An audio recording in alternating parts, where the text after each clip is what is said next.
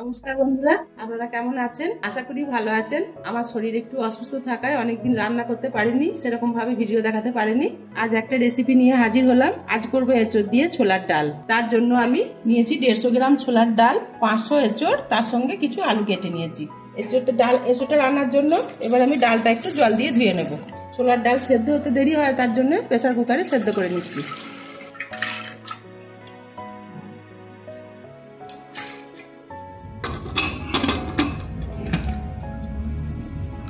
দেখুন বন্ধুরা, 5টা সিটি মারার পর ডালটা আমার সেদ্ধ হয়ে গেছে। এই যে ডালটা খুব সেদ্ধ হলে চলবে না, এইভাবে সেদ্ধ করে নিতে হবে। এবার আমি এঁচোড়টা সেদ্ধ করব। এঁচোড় আর আলু একসঙ্গে সেদ্ধ করে নেব। প্রেসার কুকারের ঢাকনা হেঁটে এঁচোড়টা সেদ্ধ করতে দিলাম। দেখুন বন্ধুরা, 3টে সিটি দিয়েছি, এঁচোড়টা সেদ্ধ হয়ে গেছে। এবার নামিয়ে নিলাম। নামিয়ে একটু ছেঁকে নিচ্ছি জলটা। গ্যাসের ওভেনে কড়াই বসিয়ে দিলাম। প্রথমে দিলাম সরষের তেল, অল্প একটু 5 ফোড়ন, এরপর কেটে রাখা টমেটোগুলো দিয়ে দিলাম।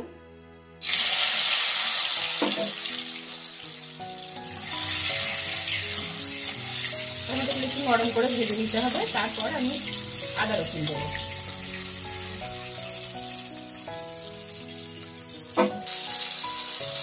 টমেটোটা ভাজা হয়ে গেছে, এবারে পেঁয়াজ বাটা দিয়ে দিলাম।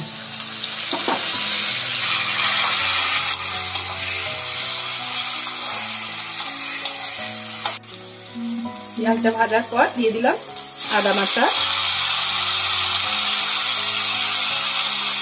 রসুন বাটা,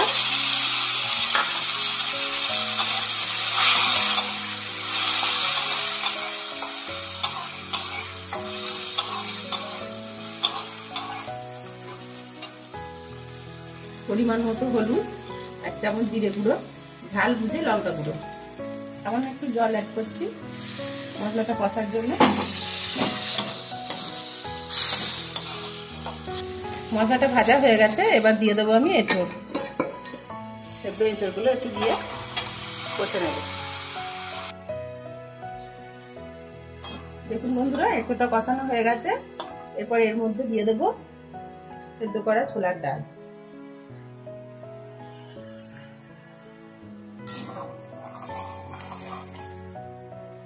পরিমাণ মতো জল দিয়ে দিই। এবার দিয়ে দিলাম পরিমাণ মতো লবণ, 1.5 চামচ চিনি দিলাম। এখন একটা চাপা দিয়ে দিলাম, কিছুক্ষণ সেদ্ধ হোক সব একসঙ্গে, তারপর নামাবো। আমি 5 থেকে 7 মিনিট ঢাকা দিয়ে রেখেছিলাম। দেখুন বন্ধুরা, ডালটা হয়ে গেছে। এবার আমি নামিয়ে নেব। এইভাবে আপনারা বাড়িতে রান্না করবেন, দেখবেন খেতে খুব ভালো হয়। এছাড়াও অনেক রকমের রেসিপি করা যায়, আমি আজকে ডাল তৈরি করে দেখালাম।